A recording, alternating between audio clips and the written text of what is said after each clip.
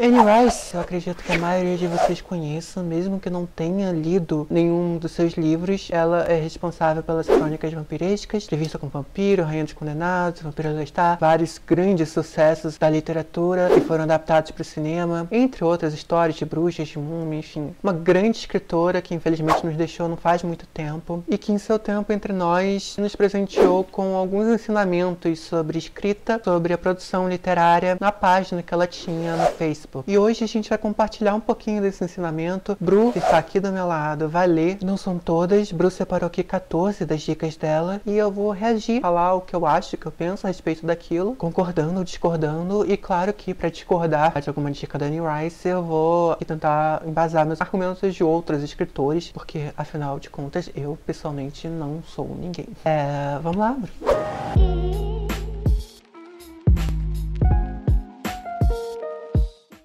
Primeira frase. Use substantivos concretos e verbos de ação. Nada transmite iminência e entusiasmo como o substantivo concreto e o verbo de ação. Essa dica vai na mesma onda que o show don't tell. Ou seja, os verbos de ação têm um poder maior de fazer o seu leitor emergir na história, se apegar ao seu personagem, do que verbos como o autor de Clube da Luta, que eu nunca me lembro o nome dele, Chuck alguma coisa. Como ele diz, os verbos de pensamento. Verbos de ação, verbos concretos. Verbos que são palpáveis, são coisas que o seu leitor pode visualizar, pode experimentar através dos seus sentidos e não ficar naquela contação. E ele pensou, e ele imaginou, e ele idealizou. Vai para o concreto. E ali você tem uma certeza de que você está trazendo o seu leitor para a história. Segunda dica. Use frases curtas e até mesmo fragmentos. Frases longas e complexas, especialmente quando preenchidas com substantivos abstratos, atrasam o leitor e até o confundem. Quebre essas frases, ou equilibre-as com frases curtas. Aqui a Anne Rice está falando sobre a questão do ritmo. Você não pode exagerar nas frases longas, porque o ritmo para o seu leitor vai ficar cansativo. Vai ser uma leitura enfadonha para eles, e ele pode acabar desistindo da sua história. Então, sempre que o seu leitor estiver cansado, entediado com a sua história, ele vai sair dela, vai quebrar um pouquinho para ele. Então, manter o ritmo, saber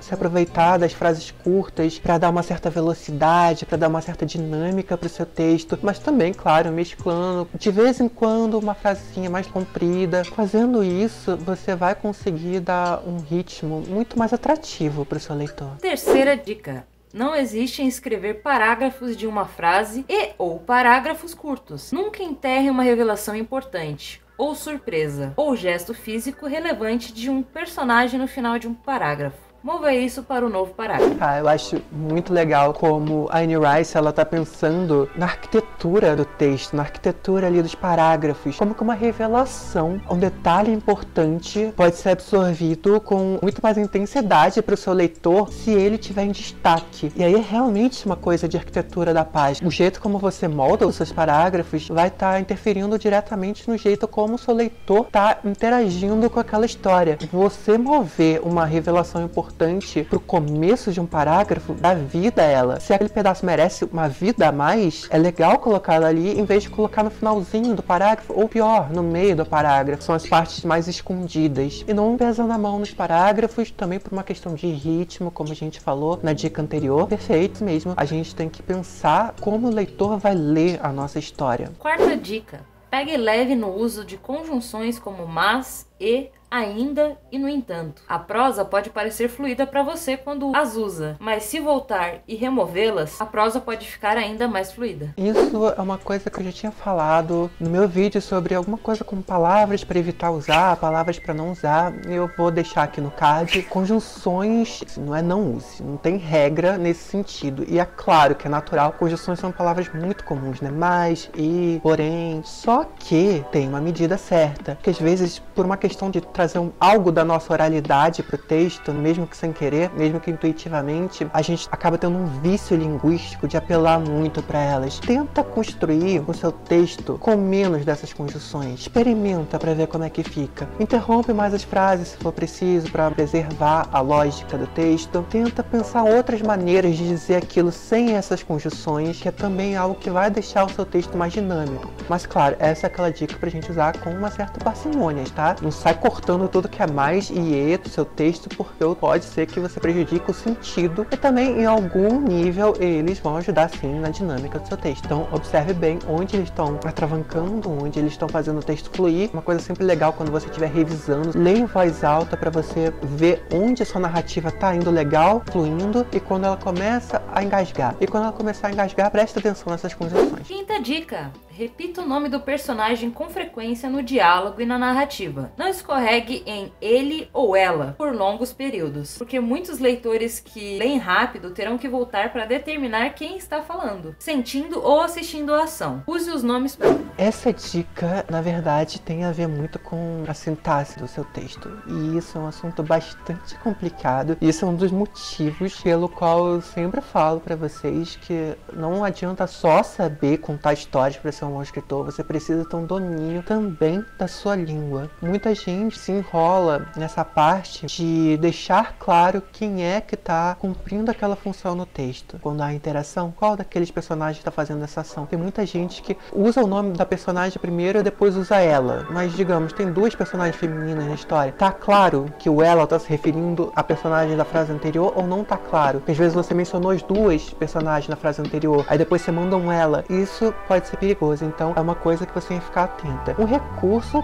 que é sempre bastante possível, principalmente quando a gente está usando a terceira pessoa, é você apelar para outras características dos personagens, como por exemplo a profissão, o grau de parentesco que um personagem tem com o outro, a relação que um personagem tem com o outro. São coisas que a gente pode estar usando para falar o médico, a mãe, o esposo, a filha, porque aí a gente consegue deixar a coisa um pouco mais clara sem usar muitas repetições. A Anne Rice está falando aqui que repetições não são problemas se você estiver usando essas repetições para deixar o texto mais claro. Eu até concordo com ela, mas se a gente conseguir deixar o texto mais claro ao mesmo tempo que a gente evita as repetições, é um ganho a mais, na minha opinião. Não posso falar na minha opinião, porque eu disse que eu não ia usar a minha opinião. É um ganho a mais porque a gente está preservando o texto da repetição. Repetição pode ser um recurso se você estiver usando ela propositalmente, mas ela pode ser um problema se você não estiver usando ela propositalmente. Então fiquem sempre muito atentos a isso. Sexta dica: seja generoso e amável com adjetivos e advérbios. Essas palavras dão particularidade à narrativa. Elas a tornam vibrante. Eu acho essa dica bem legal, porque ela vai na contramão do que muitos autores falam. Porque o que a gente costuma ver de conselho, de dica literária, às vezes pronto, enlatado, é evite adjetivos e advérbios. No sentido de, a gente tem um certo viciozinho em usar adjetivos e advérbios, e muitas vezes a gente está usando eles de maneira redundante. Por exemplo, quando falou beijou docemente. A não ser que a pessoa tenha dado um beijo de raiva, um beijo de vingança, alguma coisa do tipo, normalmente a gente já deduz que um beijo seja algo doce, seja algo carinhoso. Algo mais. E beijinho doce foi ele quem trouxe de longe pra mim. Sim, aí vai depender do contexto, é exatamente isso. O seu contexto tá claro. Se você falou só beijou docemente a testa da mãe ao se despedir, não precisa desse docemente, porque o contexto já tá deixando claro. Sim, sempre vai ter um a não ser que. E se você tiver um a não ser que plausível ali naquele momento, de fato, deixe claro. Aí é o que a Anne Rice diz, deixa claro porque isso traz vida, traz uma certa irradiação à palavra, ao substantivo, né? Você separa ele do mundo, porque você qualifica ele. Então ele não é só mais uma televisão, não é mais só um beijo, não é só mais um carinho, uma televisão quebrada, um beijo vingativo, é uma televisão, um beijo, um carinho com uma vida própria. Ok, coloquem os adjetivos que vocês quiserem para deixar isso claro, mas se não for, cuidado. O próprio Stephen King é alguém que diz declaradamente ser o inimigo número 1 dos advérbios. Ele tem uma cruzada contra os advérbios. E eu acho que a gente pode pegar o Stephen King aqui, a Anne Rice aqui, e tentar encontrar um meio termo. Aquele adjetivo, aquele advérbio,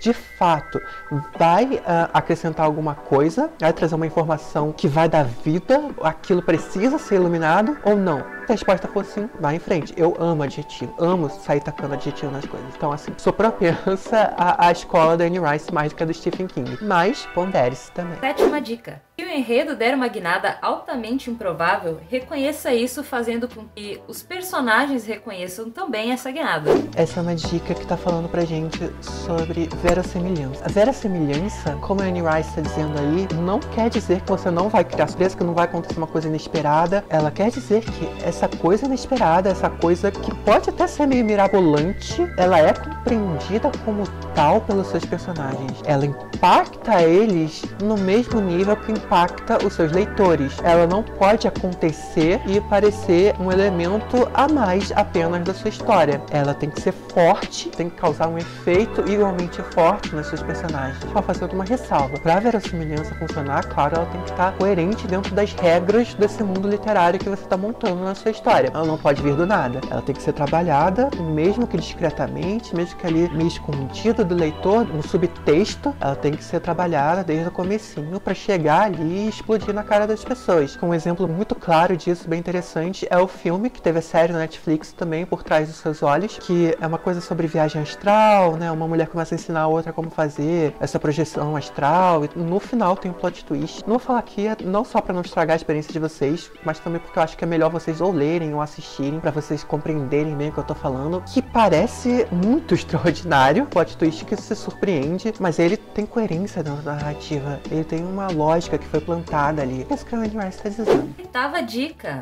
Nunca subestime a força da quebra de duas linhas. Você pode não querer um novo capítulo, mas deseja se afastar da cena. Faça a quebra de duas linhas. Isso é um problema narrativo que é muito comum em escritores iniciantes. Você quer fazer uma quebra naquele pedacinho daquela história, você faz essa quebra em termos narrativos, mas não faz essa quebra em termos de layout da página. E aí a leitura pode ficar meio confusa. Por exemplo, você está dizendo que o seu personagem está preparando o jantar em casa. Tá, aquilo foi importante ali, mas tá uma cena seguinte a essa, seu personagem tá dirigindo à noite, indo pra casa do irmão dele. Tenta pensar que você não precisa nem de um novo capítulo, porque você não tá mudando tanto assim o centro do enredo, você não tá indo pra uma nova guinada na história, nem nada, então você não precisa de um novo capítulo, mas se você embaralhar os parágrafos ali, vai ficar meio confuso. Ele tava fazendo jantar aqui, de repente saindo do carro, então essa quebra, essa linha. É só isso que ela tá falando, tipo, em vez de você fazer o parágrafo aqui, terminou aqui e começar o outro logo embaixo, você quebra a linha e continua a história em sequência. Todo mundo vai entender de que houve um respiro ali, alguns minutinhos que o personagem fez alguma coisa que não tem por que você narrar aquilo que ele fez. Se ele saiu, abriu a porta, fechou a porta, pegou a chave do carro, ligou o carro, não importa. Importa logo que ele vá pra casa do irmão.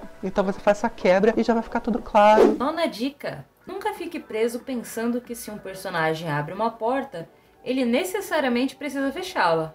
Você está montando visualmente a cena e não precisa destacar todos os gestos. E você pode cortar uma cena em andamento. Isso, na verdade, vai no sentido de você pensar no que é relevante você está mostrando para o seu leitor. Nem todas as ações do personagem são relevantes. E mesmo em algumas ações dos seus personagens, elas já vão ser percebidas automaticamente. Você não precisa se apegar tanto a detalhes, porque se você ser descritivo demais com cada ação, com cada gesto, com cada movimento do seu personagem, a leitura vai ficar chata, né? Vai ficar um texto preso. A história, que é o que importa, não vai avançar. Então a gente tem que pensar no que importa para a história avançar, lógico, mantendo o sentido, sem perder a clareza do texto, o que importa mostrar, né? E aí a gente sempre deixa o texto mais enxuto possível. 10ª dica.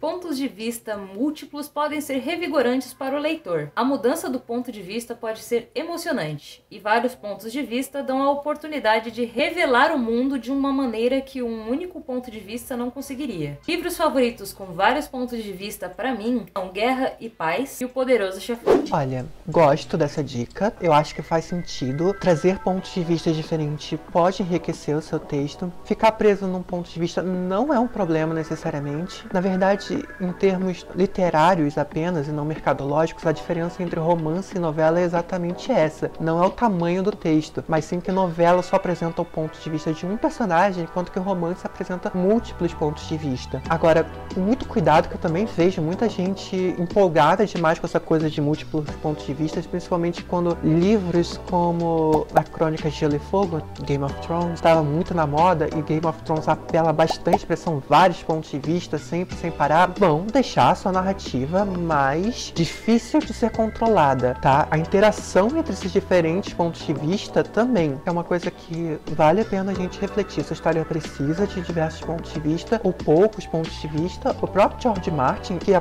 partir de algum ponto começou a ter muita dificuldade em lidar com o tamanho inteiro daquele mundo, a população de personagens, todos aqueles arcos narrativos se entremeando, ele próprio começou a ter muita dificuldade, perder um pouquinho a mão em conseguir dar coesão a isso tudo. Então, vamos com calma. 11ª dica. Um único ponto de vista é a melhor maneira que um escritor tem de fazer com que o leitor se apaixone por seu herói ou heroína. As limitações são óbvias. Você não pode ir para outra parte da floresta para descobrir o que está acontecendo. Mas você tem um imenso poder de entrar nos pensamentos e sentimentos do seu campeão. Essa dica tá indo contrário à dica anterior dela própria, para falar que existem vantagens em você narrar apenas com o ponto de vista de um personagem. Que é claro o fato de que aquele personagem ter todo o tempo de tela para si, ele também vai ter um apelo muito maior do público. Ele pode ser mais limitado em termos do que se pode fazer na história, afinal ele é uma pessoa só para cuidar de toda a história, mas ele também tem uma vantagem, ele se torna possivelmente mais carismático. Por mais que ele tenha esses problemas, ele tem um apelo muito grande com o seu público. 12ª dica. Ponto de vista único narrado em primeira pessoa pode levar o leitor a não apenas ao amor profundo, mas também à antipatia profunda. Grandes Expectativas, David Copperfield e Lolita são exemplos brilhantes. E a gente vê a questão da primeira pessoa. A primeira pessoa ela realmente tem um poder enorme na sua história. E por isso quando pergunta, qual é a melhor narrativa, em primeira ou terceira pessoa? Não existe uma resposta certa para isso. Mas existe uma resposta certa para cada história. Você não pode imaginar certas histórias que são narradas em primeira pessoa, são narradas em terceira pessoa. Porque o narrador da primeira pessoa é o próprio personagem. Então você tem um potencial enorme para entrar na mente desse personagem, para entrar nos sentimentos, de fazer o seu leitor enxergar o mundo através dos olhos desse personagem, através da perspectiva dele. É ele que está contando essa história. Então é muito interessante o poder que uma narrativa em primeira pessoa tem, se o que você quer não só inserir o leitor na sua história, mas também fazer com que o seu leitor de fato crie um vínculo com aquele personagem, de modo que ele comece a enxergar aquele mundo tal qual aquela personagem. Se você conseguir criar uma personagem carismática, convincente, você vai conseguir esse efeito. E isso é muito legal, porque isso é muito imersivo, isso é muito forte para o seu leitor. E como a Anne Rice está dizendo aqui, ela dá o exemplo de Lolita. O personagem de Lolita é um pedófilo. Ele é uma pessoa detestável, ele é uma pessoa que a gente tem asco na história. Mas é a ideia do autor. Ele quer que a gente tenha asco desse personagem. Ele quer criar sentimentos de repulsa no leitor. Então fazer com que ele narre a história é muito potente. Funciona muito bem. Tem gente que acha da hora, né? Lolita é uma história feita para incomodar. Mas tem gente que acha da hora. Mas aí é estudação de, né, que infelizmente acontece. 13ª dica. Se você se sentir entediado, faça o que puder para tornar o livro novamente emocionante para você. Nunca continue construindo uma cena porque você sente que deve. Pense em outra maneira de resolver o problema que está o instigando a escrever o que não gosta. Eu ouvi um outro escritor, agora não vamos lembrar quem é, não sei se é o Gabriel Garcia Marques, mas que ele falou, se você estiver entediado enquanto você está escrevendo sua história, o leitor também vai estar entediado quando lê. Porque se nem você está gostando do que você está fazendo, como você espera que outra pessoa vai gostar? E aí entra até aquela questão que eu falo sempre de estrutura narrativa. Estrutura narrativa é bom sim, mas se em algum momento você está se sentindo preso por causa dela, você está achando que você está escrevendo uma cena para enquadrar ali num beat, mas que você já está tipo, essa cena acho que não tô acertando, esquece, joga fora. Tua intuição nesse sentido de minha história tá legal, eu tô gostando de escrever, eu acho que tá fluindo, eu acho que essa história é uma história boa, tá saindo como eu realmente queria. Se é isso, vai em frente. Se não é isso, olha, não importa o planejamento que você fez, não importa nada. Volta e pensa em outra maneira de contar essa história, em outra maneira de contar essa cena, pelo menos. Alguma coisa aí não tá funcionando e não siga em frente se você não estiver gostando. Última dica! Continue. Lembre-se de que você deve terminar o livro para que ele tenha uma chance nesse mundo. Você absolutamente deve completá-lo. E é claro que, assim que eu termino, penso em coisas novas. Volto, vou refinando, acrescentando aos poucos. Quando paro de sentir vontade de fazer isso, bom, sei que realmente terminei. Então, essa é a última dica e é uma dica maravilhosa que eu acho que a gente tem que guardar nos nossos corações como escritores. Escreva, vá em frente, termina o seu livro. Se você não fizer isso, ninguém mais vai trazer essa história que você pensou, que você criou para o mundo. E essa história no mundo pode ajudar pessoas, pode trazer sentimentos, pessoas podem inspirar as pessoas. Então termina o seu livro. Essa é a coisa mais importante. Mas eu acho que tá cheio de problema. Ok, depois você vai ter tempo de sobra para consertar isso. Você pode revisar seu livro 500 vezes, você pode acrescentar coisas, você vai tirar coisas, você vai mudar coisas, não importa. Vai ser trabalhoso, mas vai valer a pena. Termina o seu livro, siga em frente, não desista. Isso é uma coisa muito difícil difícil para muitos de nós escritores, eu sei. Não tem outra dica para dar. Isso só depende da gente. Independente das adversidades, continuar escrevendo. Se não for terminar para hoje, vai terminar algum dia e é isso que importa. Então, não desistam. Sempre que você termina uma história, você vai reler essa história, vai criticar os erros e você pode aplicar no próximo livro, que você vai ter que terminar de qualquer jeito, mesmo não gostando, não sei, e assim sucessivamente. Por mais que conselhos literários sejam úteis, por mais que estudar seja útil, a gente só aprende mesmo de fato quando a gente começa a colocar na prática. Então praticar vai fazer com que a gente aprenda, e o próximo livro vai ser melhor do que o anterior. A primeira coisa que a gente escreve na vida nunca é a melhor coisa que a gente vai escrever na vida. É sempre algo que a gente está começando e a gente tem muito que aprender. Então não desanime com erros, com problemas, porque isso é inevitável, na verdade. E a gente sempre pode se corrigir. Bom, gente, é isso que eu tinha pro vídeo de hoje. Eu vou pedir agora para vocês curtirem esse vídeo, caso vocês tenham gostado do que a gente apresentou aqui. Esse vídeo com os seus amigos escritores, no seu grupo de escritores, no WhatsApp ou no Discord. Tocar o sininho para você ser notificado, tá? Porque, tipo, a gente precisa, a gente quer crescer aqui para poder alcançar mais gente, ensinar mais gente. E a gente tá voltando agora com os vídeos, a gente ficou muito tempo sem gravar, o YouTube, sabe, penaliza essas coisas. E tudo isso de comentário, curtida, compartilhamento, ajuda demais. De vez em quando a gente tá postando shorts também com partezinhas dos vídeos ou outros vídeos, enfim, outros conteúdos. Engaja neles também, porque eles são o que mais estão trazendo pessoas pro canal agora. Então é isso, gente. Um beijinho. Tchau, tchau.